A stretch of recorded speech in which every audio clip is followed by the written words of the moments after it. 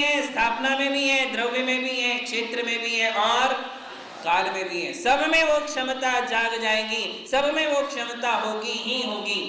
इसका एक बहुत सुंदर प्रकरण जय धवला जी के पहली पुस्तक में है, हम आपके लिए बताते हैं। जय धवला में लिखा कि असाता कर्म का जब उदय आता है तो शरीर में बीमारियां होती हैं। तो बोले वो जो बीमारी हुई है वो दवाई खाने से कैसे शांत हो जाती है? वो तो तभी शांत होना चाहिए जब असाता कर्म शांत होगा। कितनी बढ़िया बात बताई भाई। असाता कर्म के उदय से यदि बीमारी हुई तो वो दवाई खाने से कैसे शांत हो गई? वो तो भगवान की भक्ति से ही शांत होना चाहिए।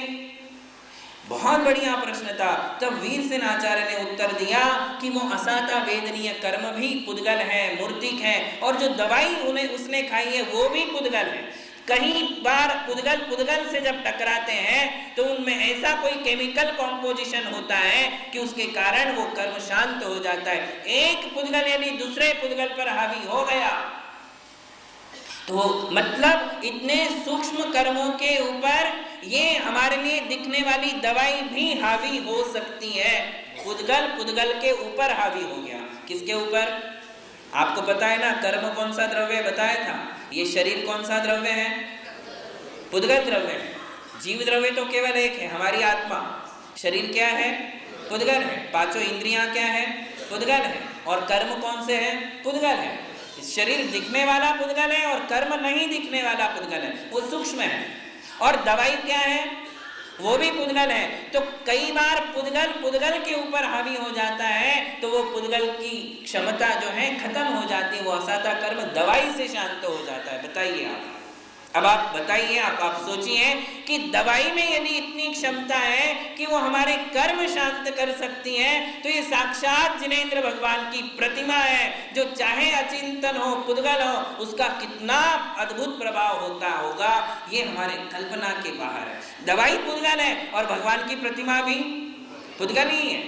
वो अचित्त मंगल है, अचेतन मंगल है। यदि दवाई हमारी बीमारी शांत कर सकती है तो भगवान की प्रतिमा क्या नहीं कर सकती है? वो बड़े से बड़ी व्याधि दूर कर सकती है, वो बहुत बड़े बड़े संकटों से हमारे लिए बचा सकती है। तो प्रतिमा भी फलदायी होती है। जैसे विष, जहर भी पुद्गल है, किंतु वो जहर आदमी को मार डालता है कि नहीं? पुद्गल किसी को जिला सकता है, किसी को जीवन दान दे सकता है। पुद्गल में जीवन दान की शक्ति है, पुद्गल में मृत्यु देने की शक्ति है।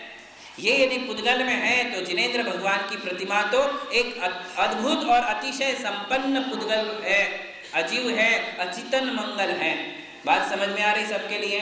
साक्षात भगवान तो नहीं है ना प्रतिमा, तो प्रतिमा कौन से द्रव्य में आएगी? 6 द्रव्यों में से पुद्गल द्रव्य। किंतु कैसा पुद्गल है?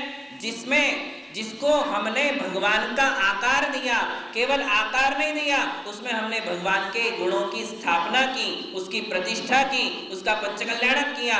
इसलिए वो स्थापना मंगल है। और मंगल का अर्थ है कि संसार में इससे अतिशय संपन्न और कोई दूसरा पुद्गल हो ही नहीं सकता है। इसमें अद्भुत शक्ति जाग जाती है। ये सामान्य बात नहीं है, कोई प्रतिमा सामान्य नहीं होती है। फोटो से बढ़कर वो प्रतिमा ही है। किंतु जब हमारे पास प्रतिमा नहीं है तो फोटो भी हमारे लिए भगवान का ही काम करता है। किंतु ये स्थापना मंगल जो है ये हमारे लिए समझना परम आवश्यक है। इसके दर्शन करने से हमारे लिए लाभ होगा ही होगा। इसके अभिषेक से, इसके पूजन से जो लाभ घर में बैठ करके नहीं होगा वो लाभ मंदिर जी में ही होगा। ये ध्यान रखना। कई लोग ऐसा बोलते हैं कि क्या मंदिर जी में जाना, मैं तो वही भाव से यहाँ से दर्शन कर लेता हूँ। किंतु वो लाभ नहीं मिलेगा जो लाभ मंदिर में जाने से मिलेगा। मिलेगा क्या? क्योंकि तुम स्थापना मंगल से कोसों दूर हो, और जब तक स्थापना मंगल के सामने तुम नहीं आते हो तो वो लाभ तुम्हारे लिए 3 काल में नहीं मिल सकता है। जो लोग ये कहते हैं कि मंदिर में क्या जाना, घर में बैठकर ही दर्शन कर लो, भाव से ही कल्याण हो जाएगा, ऐसा कभी नहीं हो सकता है। जैसे पेट केवल भावों से नहीं भरता है, पेट खाने से ही भरने वाला है, बस वैसे ही आत्मा को लाभ केवल भावों से होने वाला नहीं है। वो मंदिर में जाने से होगा, भगवान के सामने खड़े होने से होगा, उनके भक्ति पूर्वक दर्शन करने से होगा, वरना वो लाभ मिलने वाला नहीं है। इसलिए घर में बैठ के दर्शन करना, घर और मंदिर में जमीन आसमान का अंतर है। वो काम घर में सब कर सकते हैं जो हम मंदिर में नहीं कर सकते। घर के परमाणु, घर की वर्गणाएं और मंदिर के वर्गणाओं में जमीन आसमान का अंतर है। वो भगवान की मूर्ति के कारण वो मंदिर भी मंगल हो गया, वो द्रव्य मंगल है। कौन सा मंगल है? नाम स्थापना के बाद द्रव्य मंगल। तो मंदिर की वर्गणाओं में और घर की वर्गणाओं में बहुत अंतर है। आप घर में सो सकते हो, मंदिर में सो सकते हो। घर में खाना खा सकते हो, मंदिर में खा सकते हो। मंदिर में घर में पांचों इंद्रियों के विषयों का सेवन करते हो, मंदिर में कर सकते हो। घर में आप फिल्म देख सकते हो, मंदिर में देख सकते हो। घर में आप विषय सेवन, मैथुन सेवन करते हो, क्या मंदिर में ये क्रियाएं होती हैं? तो आप सोचिए कि मंदिर की शुद्धि और घर की अशुद्धि में कितना अंतर है। घर में कोई शुद्धि ही नहीं है। शुद्धि कहाँ है? मंदिर में। मंदिर में वे सारे कार्य नहीं होने के कारण मंदिरों में निगेटिव एनर्जी नहीं होती है, क्योंकि वहां निगेटिव काम नहीं होते हैं, वहां पॉजिटिव एनर्जी होती है। पुण्य वर्गणाओं से भरा हुआ हमारा मंदिर होता है, इसलिए वो भाव जो मंदिर में जाने से होते हैं वो घर में होने वाले नहीं है। इसलिए मंदिर मंगल है, घर मंगल नहीं है। भगवान की प्रतिमा मंगल है। कौन सा मंगल है? वो स्थापना मंगल। कौन सा मंगल है?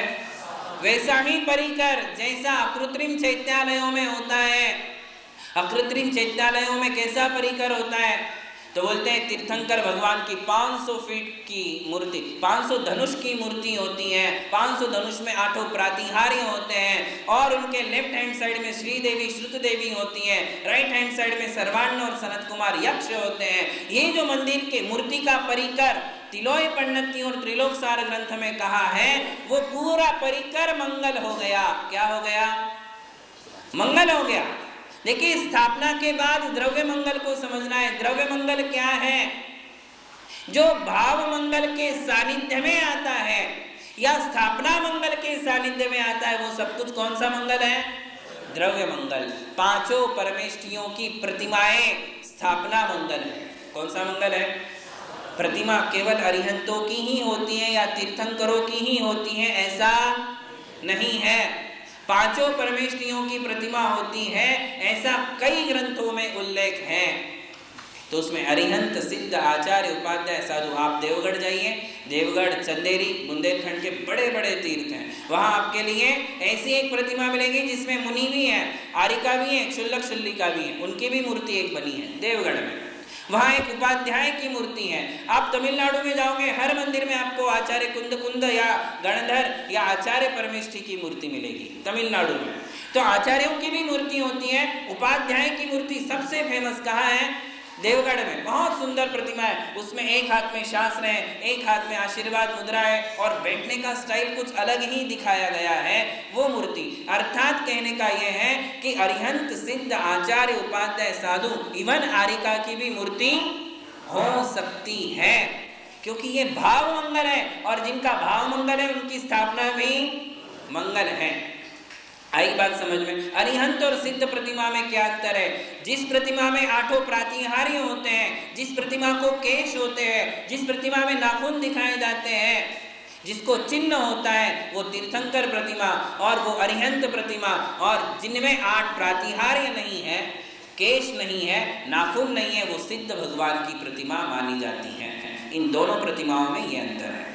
तो अरिहंत और सिद्ध ये दोनों भगवान की प्रतिमाएं हो गई। आचार्य, उपाध्याय और साधु ये गुरु की प्रतिमा हो गई। इन पांचों की प्रतिमा कौन सा मंगल है? कहाँ? कौन सा मंगल है? स्थापना मंगल। ये स्थापना मंगल है। पांचों की मूर्तियों का अभिषेक किया जा सकता है। जैसे अरिहंत सिद्ध की मूर्ति का होता है, साक्षात परमेष्ठियों का कभी अभिषेक नहीं होता। साक्षात अरिहंतों का, सिद्धों का, आचार्यों का, उपाध्यायों का और साधुओं का कभी अभिषेक।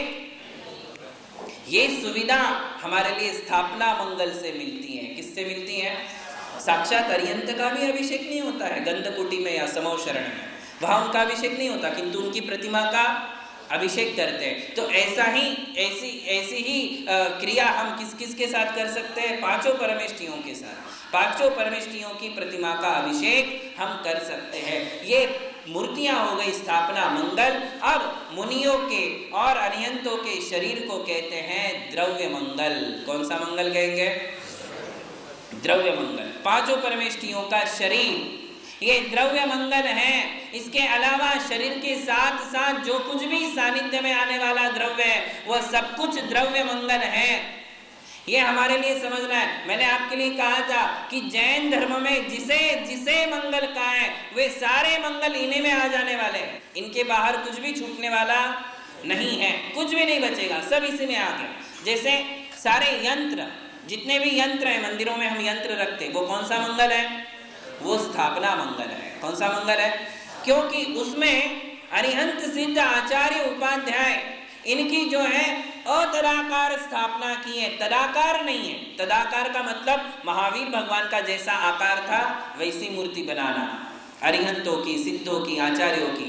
किंतु यंत्रों में हम वैसी मूर्ति नहीं बनाते, उनके बीजाक्षर लिखते हैं, ओम ह्रीम श्रीम क्लीम ऐम अरम, ऐसे जो बीजाक्षर लिखते हैं वो सब कौन सा मंगल है? यंत्र।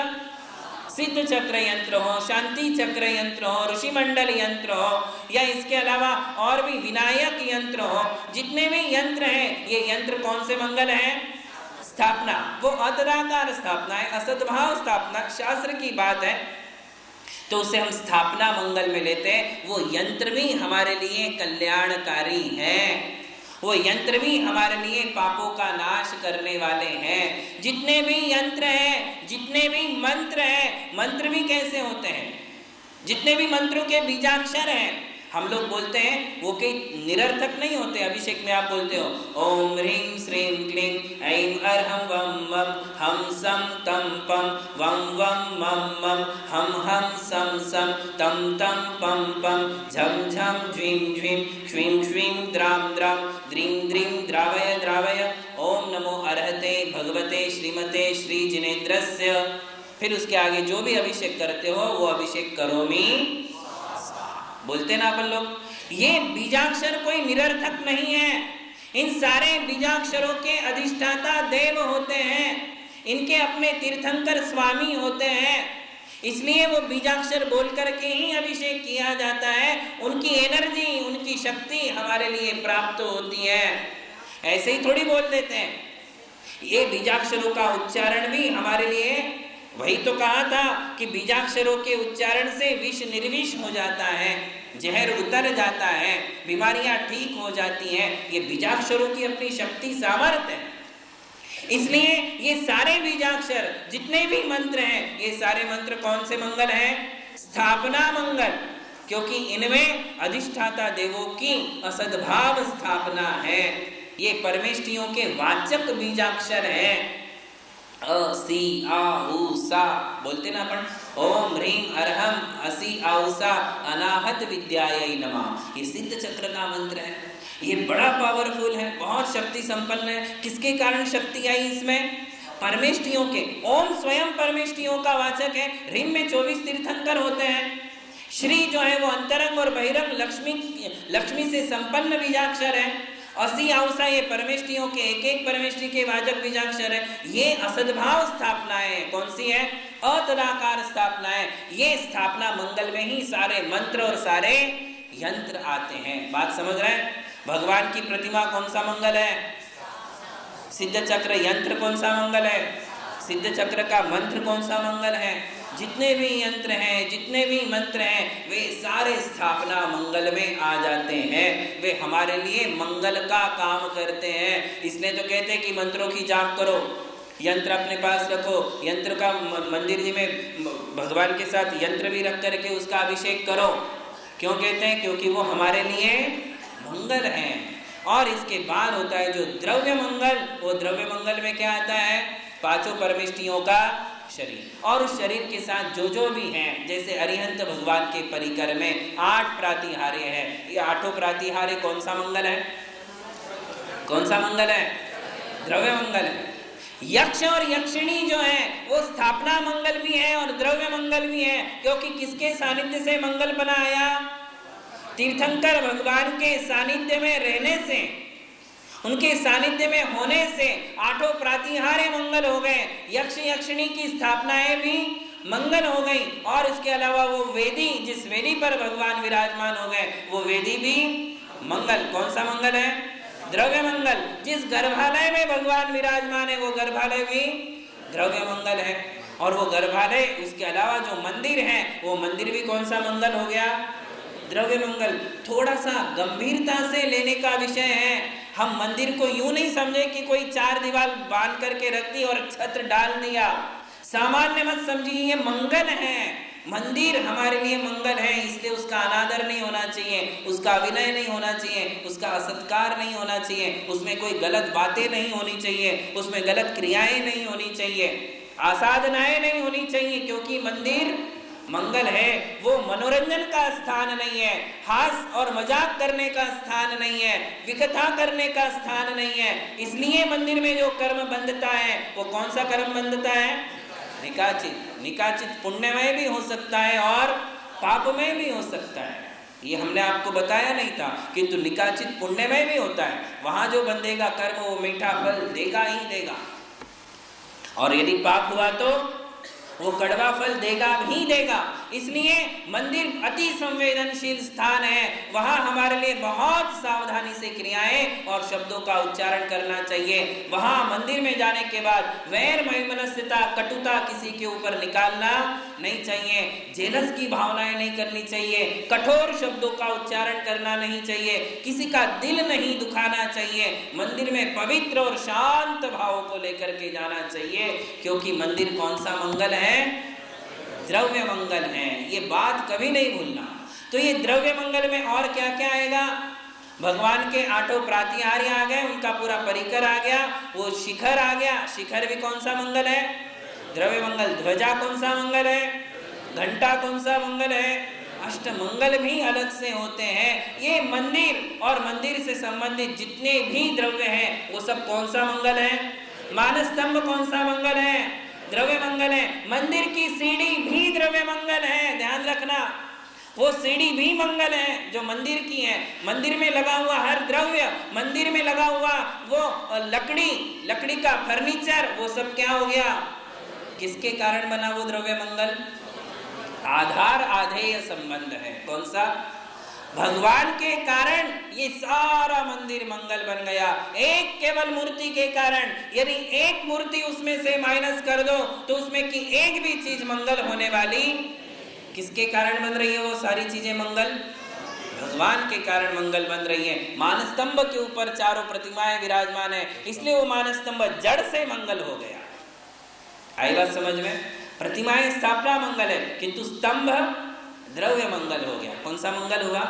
द्रव्य मंगल में और भी कई बातें हैं, वो हम आपके लिए अगली बार करेंगे। महावीर भगवान की।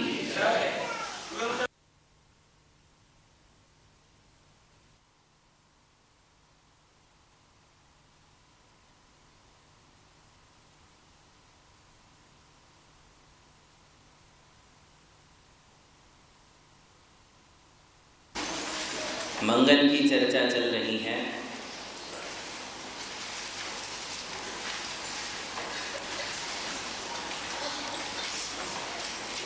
छह मंगलों में से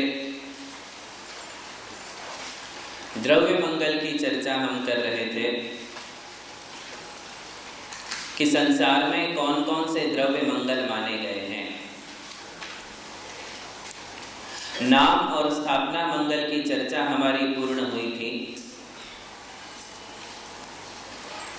द्रव्य मंगल में एक विशेष बात हमारे ग्रंथों में आचार्य द्वारा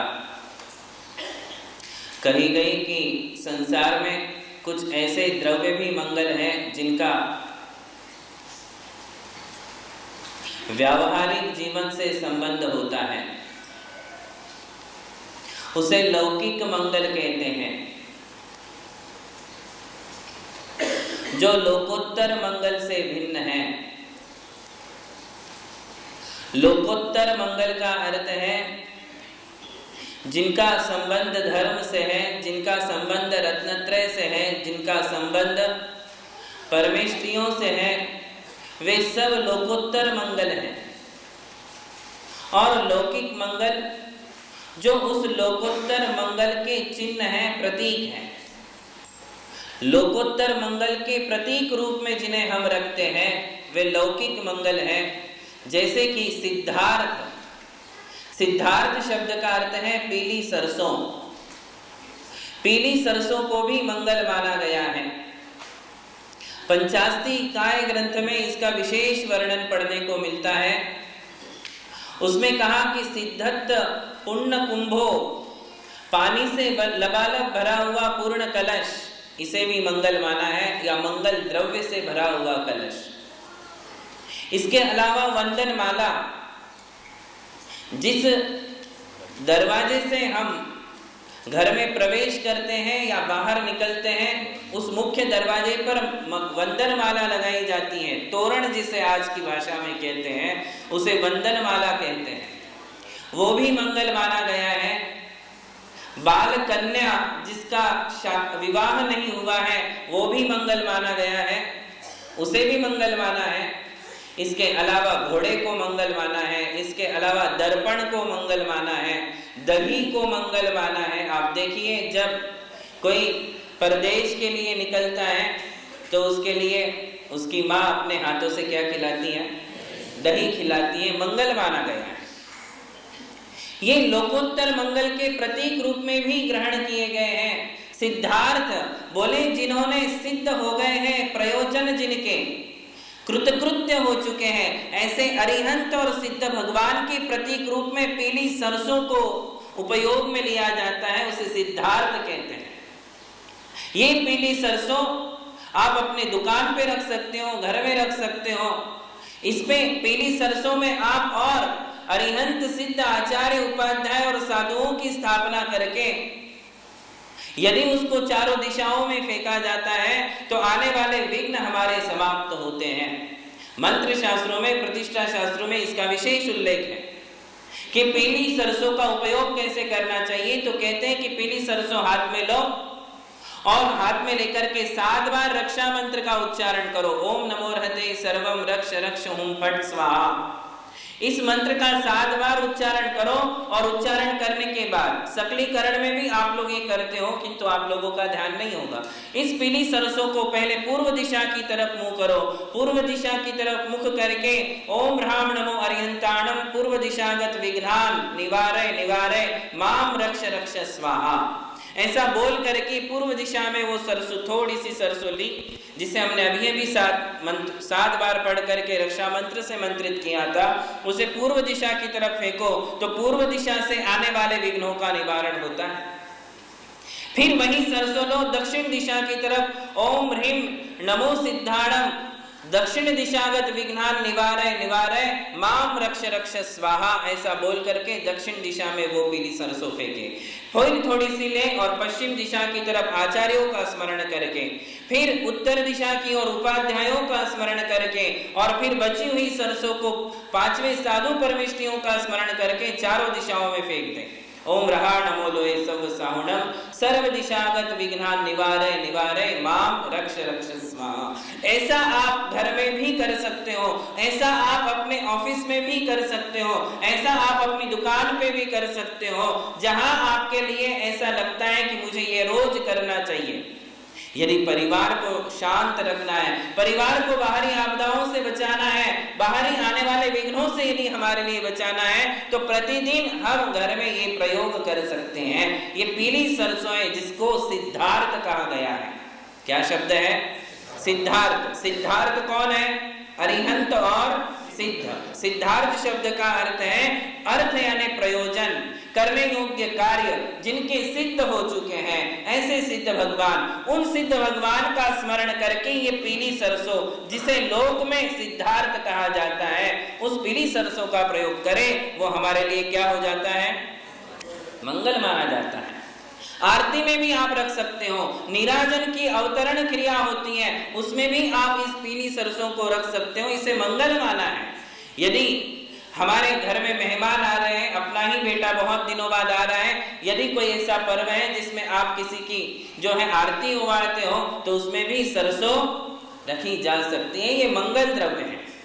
इसी प्रकार दही, दही भी मंगल द्रव्य है। देखिए सब लोग बोलते हैं, सबको आता है, मंगल आरती का पद्य सब लोग बोलते हैं करीब करीब। दद्युज्ज्वलाक्षत मनोहर पुष्पदीपै पात्रार्पितं प्रतिदिनं महतादरेण त्रैलोक्य मंगल सुखालय कामदाह मारार्तिकं तव विभोरवतारयामि इति मंगल आरार्तिकावतरणं मंगलोद्धारणं च करोमि स्वाहा।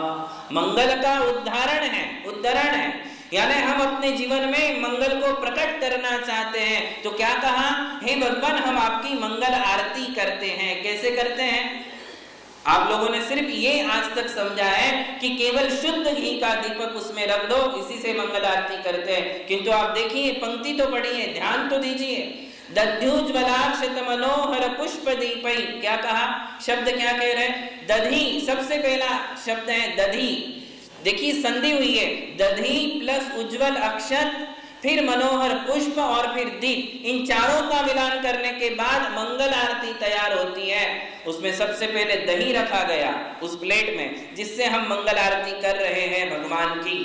उसमें क्या रखेंगे, एक ऐसी प्लेट सजाएंगे, उसमें छोटी सी कटोरी में पहले दही रखेंगे, फिर उज्जवल अक्षत, बहुत ही सुंदर और अखंड ऐसे चावल हम दूसरे द्रव्य के रूप में उसे उस प्लेट में रखेंगे, और फिर है मनोहर पुष्प, अच्छे अच्छे सुगंधित फूल हम उसमें रखेंगे, तीसरा द्रव्य है, और चौथा है घी से भरा शुद्ध दीपक, और इसके अलावा आप उसमें पीली सरसों रख सकते हैं। ये मंगल द्रव्यों से आप भगवान की आरती करें। ये लौकिक मंगल है और भगवान लोकोत्तर मंगल है। मंगल के साथ मंगल का जब मिलान हो जाएगा तो अपने जीवन में मंगल होना ही होना है, ऐसा एक नियम है। जो लोग ऐसा करते हैं उन्हें कभी किसी की बुरी नजर नहीं लगती है। मंगल आरती का विशेष फल है। हमारे लिए कोई हिप्नोटाइज नहीं कर सकता है, हमारे ऊपर कोई किसी प्रकार की जादू वाली बात नहीं कर सकता है, टोटके वाली बातें हमारे जीवन में कभी नहीं आएगी, कोई हमारे लिए परेशान नहीं कर सकता है, ऊपरी बाधाएं नहीं हो सकती हैं, दैवी बाधाएं नहीं हो सकती हैं। इन सारी आपदाओं से बचने के लिए मंगल की शरण में जाओ और मंगल की शरण में मंगल द्रव्यों को लेके जाओ। क्या लेके जाएंगे? मंगल द्रव्य, श्रीफल, श्रीफल मंगल द्रव्य है, हम भगवान को चढ़ाते हैं, गुरु को चढ़ाते हैं। आप पड़दान के समय हाथ में क्या लेते हो? कोई लोकोत्तर मंगल लेके आते हो? लोकोत्तर मंगल तो सामने है, जो मुनिराज मुद्रा लेकर के आ रहे हैं वो लोकोत्तर मंगल है, और उनका पड़दाहन आप लौकिक मंगल से कर रहे हो। किससे कर रहे हो? लौकिक मंगल। ये दोनों का मिलान है, ये द्रव्य मंगल है। लौकिक मंगल ये द्रव्य मंगल है, जिसमें आपने हाथ में अष्ट द्रव्य की थाली ली है, या फिर आपने कलश लिया है, या फिर आपने श्रीफल लिया है। ये कलश भी तो लौकिक मंगल है, पूर्ण कुंभ, किंतु वो भरा हुआ होना चाहिए। कौन सा कलश मंगल है? खाली कलश नहीं, भरा हुआ, पुण्य कुंभो, सिद्धत्त पुण्य कुंभो, धवला जी की गाथा है ये। धवला जी में इसका विशेष वर्णन है लौकिक मंगल का। हम लोगों का अध्ययन नहीं होने से हमें लगता है कि नहीं नहीं ये कैसे मंगल हो जाएगा, और हम प्रतिदिन प्रयोग में लाते भी हैं, किंतु हमारा उसके विषय में जो है जानकारियां बहुत कम होने से हमें वो पता नहीं है कि ये भी मंगल है, पूर्ण कुंभो, पानी से भला लबालब। रोज सुबह जो है एक कलश मंगल द्रव्य के रूप में आप घर में रख लो, एक कलश, और एक कलश में आप रोज सुबह जो है प्रासुक पानी से उसे भर दो, उसके ऊपर श्रीफल रख दो और उसको अपनी ईशान्य दिशा में रख लो। वो भी मंगल है, लौकिक मंगल। वो पूर्ण कुंभ है। बोले ये पूर्ण कुंभ किसका प्रतीक है? तो पंचास्तिकाय ग्रंथ में जो कुंद आचार्य के द्वारा लिखा गया है, उसके टीकाकार जयसेन आचार्य कहते हैं कि ये पूर्ण कुंभ केवल ज्ञान से भरी हुई आत्मा का प्रतीक है, सूचक है। कैसी है आत्मा हमारी? अरिहंत और सिद्ध भगवान की आत्मा कैसी है? केवल ज्ञान से लबालब भरी हुई आत्मा है, आनंद रस से भरी हुई वो आत्मा है, अनंत सुख शांति और ज्ञान से संपन्न भरी हुई वो आत्मा है। हमारी आत्मा में भी वो केवल ज्ञान है, किंतु आज प्रकट नहीं है। बात समझ में आई? इसलिए हमें वो केवल ज्ञान चाहिए, हमें वो अनंत शांति चाहिए, हमें वो अनंत सुख चाहिए। इसलिए हमने क्या किया?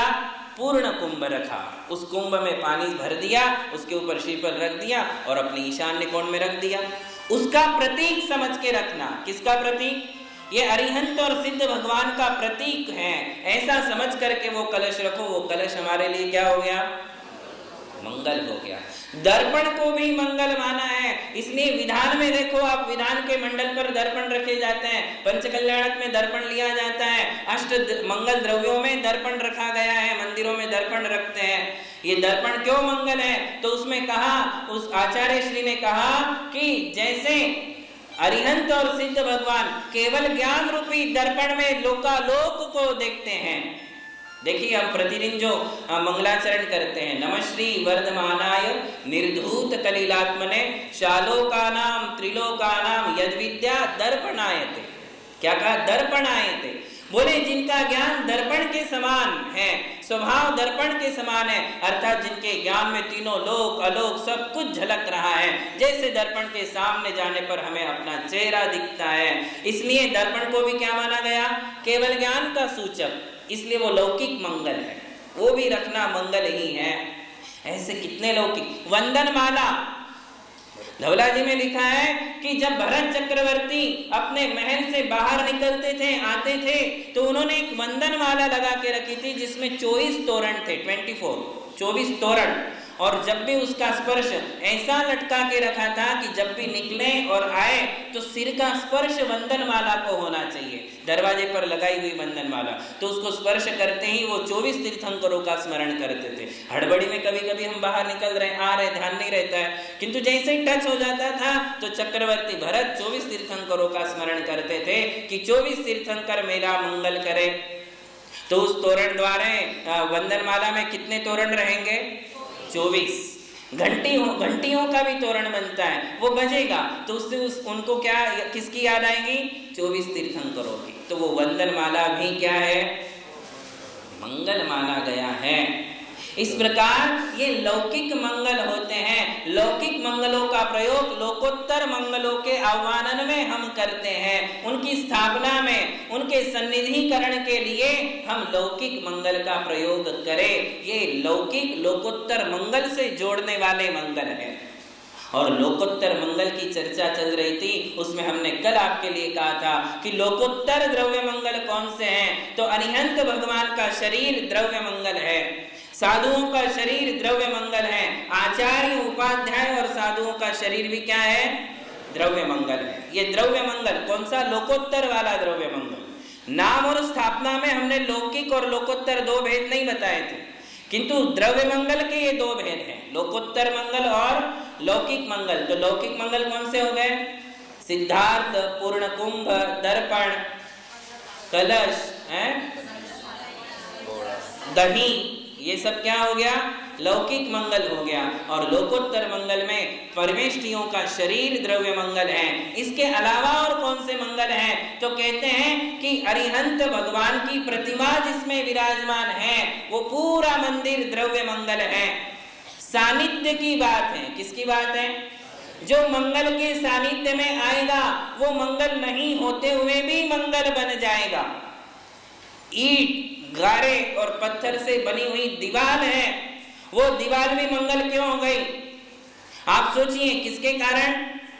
उस मंदिर में अरिहंत भगवान की तीर्थंकरों की मूलनायक प्रतिमा होने के कारण वो ईंट और पत्थर की दीवारें भी क्या हो गई?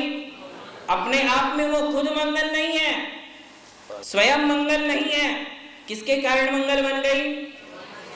सिंहासन, भगवान जिस पर बैठ रहे हैं वो सिंहासन स्वयं मंगल नहीं है, किंतु भगवान उस पर बैठ गए इसलिए वो सिंहासन क्या हो गया? मंगल हो गया। देखिए आप, भामंडल, अशोक वृक्ष, छत्रत्रय, चवर, ये स्वयं मंगल नहीं है। किसके कारण मंगल बन गए? अरिहंत भगवान के सानिध्य के कारण, संसर्ग के कारण मंगल बन गए। जैसे पानी दूध के संसर्ग में आता है, दूध के सानिध्य में आता है, तो किसके भाव में बिकता है? दूध के भाव में। पानी की क्या कीमत है, किंतु दूध में मिला दो, दूध के भाव में बिक जाएगा। है कि नहीं बात सही? बस ऐसे ही जो मंगल के सानिध्य में आने वाली सामान्य वस्तुएं, वे सामान्य वस्तुएं भी विशेष बन जाती हैं, मंगल बन जाती हैं। इसलिए मंदिर की वेदी, मंदिर का शिखर, मंदिर का कलश, मंदिर की ध्वजा, मंदिर का गर्भालय, मंदिर की सीढ़ी, मानस्तंभ, ये सब कुछ कौन से मंगल हो गए? द्रव्य मंगल हो गए। इसके अलावा आज देखिए वो पानी, वो दूध, वो दही, वो सर्वौषधि जो स्वयं मंगल नहीं है, किंतु जो भगवान के ऊपर से निकलकर सिर से लेकर पैर तक निकल जाता है, वो पानी भी क्या हो गया? द्रव्य मंगल, जिसे हम गंधोदक कहते हैं। जो जल भगवान के सिर से लेकर पैर तक बह करके आया है, जो दूध, जो दही, जो सर्वौषधि, जो चंदन, जो फूल, इसके अलावा जो रस, पंचामृत अभिषेक की जो सामग्री भगवान के सिर से लेकर पैर तक बह करके आई है, वो गंधोदक क्या बन गया?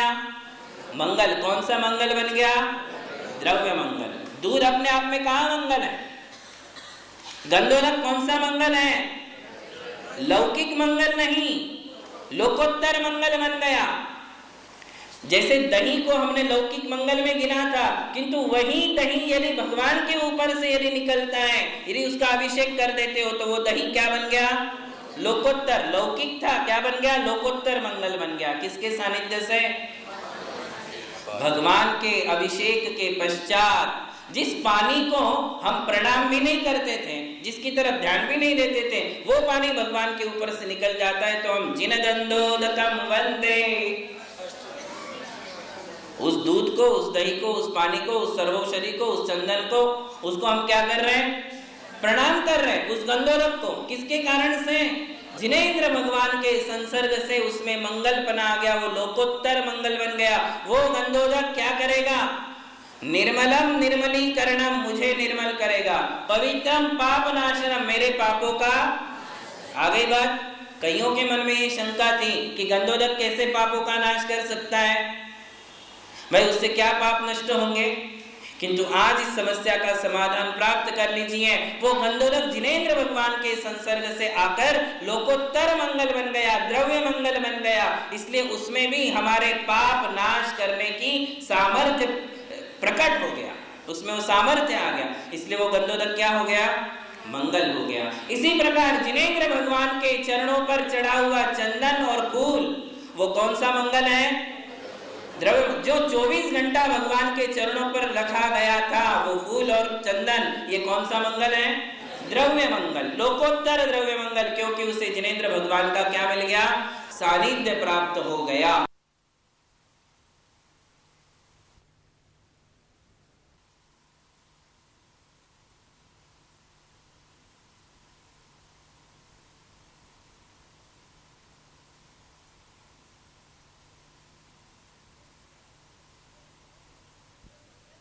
जो मंगल के सानिध्य में आने वाली सामान्य वस्तुएं, वे सामान्य वस्तुएं भी विशेष बन जाती हैं, मंगल बन जाती हैं। इसलिए मंदिर की वेदी, मंदिर का शिखर, मंदिर का कलश, मंदिर की ध्वजा, मंदिर का गर्भालय, मंदिर की सीढ़ी, मानस्तंभ, ये सब कुछ कौन से मंगल हो गए?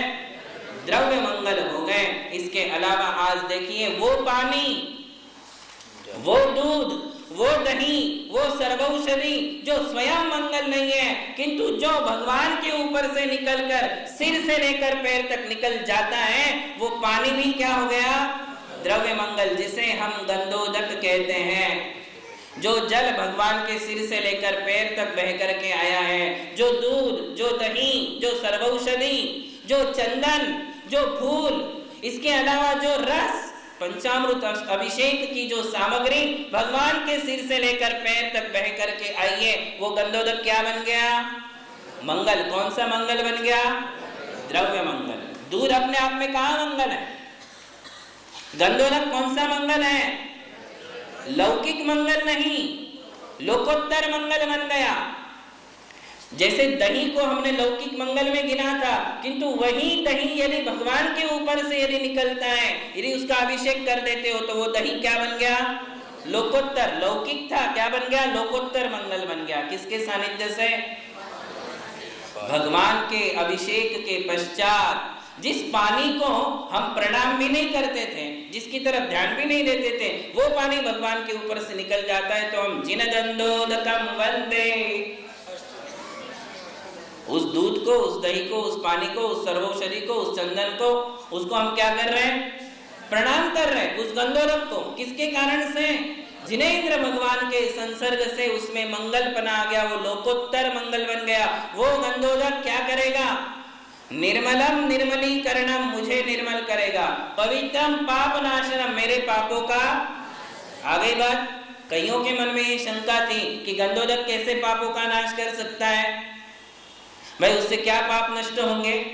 किंतु आज इस समस्या का समाधान प्राप्त कर लीजिए। वो गंधोदक जिनेंद्र भगवान के संसर्ग से आकर लोकोत्तर मंगल बन गया, द्रव्य मंगल बन गया। इसलिए उसमें भी हमारे पाप नाश करने की सामर्थ्य प्रकट हो गया, उसमें वो सामर्थ्य आ गया। इसलिए वो गंधोदक क्या हो गया? मंगल हो गया। इसी प्रकार जिनेंद्र भगवान के चरणों पर चढ़ा हुआ चंदन और फूल, वो कौन सा मंगल है? द्रव्य। जो 24 घंटा भगवान के चरणों पर रखा गया था, वो फूल और चंदन, ये कौन सा मंगल है? द्रव्य मंगल, लोकोत्तर द्रव्य मंगल। क्योंकि उसे जिनेंद्र भगवान का क्या मिल गया? सानिध्य प्राप्त हो गया। इसलिए वो आठों प्रातिहार्य, वो गंधोदक, वो चंदन, वो फूल, ये सब कुछ क्या हो गए?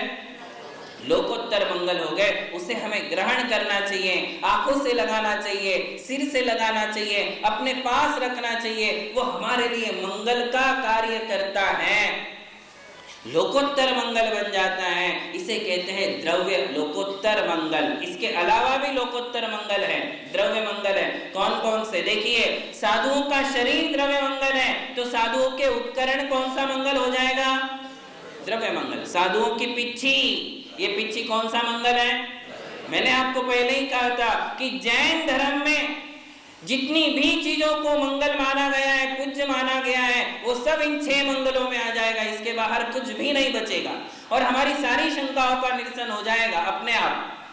कई लोग सोच सकते हैं कि ये पिच्छी ना तो महाराज है ना तो भगवान है, ये पिच्छी तो महाराज से अलग है, किंतु मंगल क्यों हो गई? किसके कारण? केवल वो परमेष्ठियों की शरण में है, वो साधुओं के संसर्ग में है, साधुओं ने उसे अपने उपकरण के रूप में लिया है, उसके द्वारा अनंत जीवों की रक्षा की है। इसलिए ये पीछे कौन सा मंगल है? द्रव्य मंगल। ये द्रव्य मंगल हमारे जीवन में बहुत ही उपयोगी है, ध्यान रखना। यदि हमारे लिए अनेक प्रकार की प्राकृतिक बाधाओं से बचना है, ये पीछे हमारे लिए उन सारी बाधाओं से बचाती है। इसीलिए तो लोग बड़ी भक्ति भाव से, संपूर्ण प्रयास से, सारे नियमों का पालन करते हुए इस पीछी को अपने घर ले जाते हैं। बोलते हैं हम हर नियम पालने को राजी हैं, हमारे लिए ये पीछी चाहिए। हम हर वो प्रयास कर लेंगे जिससे पीछी हमारे घर में आ जाए। ये पीछी कौन सा मंगल है? द्रव्य मंगल। जिसके घर में ये पीछी होती हैं, उनके घर में कभी भूत और प्रेत की बाधाएं नहीं होती हैं, ऊपरी बाधाएं नहीं होती हैं, उनके परिवार को किसी की नजर नहीं लगती हैं। अनेक प्रकार की विघ्न आपदाओं से केवल ये द्रव्य मंगल हमारी रक्षा करता है। क्यों? क्योंकि ये साधु की शरण में रही हुई है। साधुओं का कमंडलू, ये भी द्रव्य मंगल है। साधुओं के शास्त्र, ये भी द्रव्य मंगल है। जिनेंद्र भगवान के द्वारा कही हुई वाणी जिस शास्त्र में लिखी गई, वो शास्त्र कौन सा मंगल है? द्रव्य मंगल है। जिनवाणी, जिनवाणी भी द्रव्य मंगल है। ये हमारे लिए मंगल का काम करते हैं। इसलिए जिनवाणी का भी उतना ही आदर करना चाहिए जितना आदर हम भगवान का और गुरुओं का करते हैं। उस आदर में किसी प्रकार का कमी नहीं आनी चाहिए, विनय पूर्वक पढ़ना चाहिए। कई लोग बेड़ पर ले लेते हैं, आड़े पढ़ करके जिनवाणी को पढ़ते हैं, ये बहुत गलत बात है। इसमें हमारे लिए कौन सा कर्म बंधेगा? आपको तो याद हो गया बिल्कुल। ऐसे में जिनवाणी का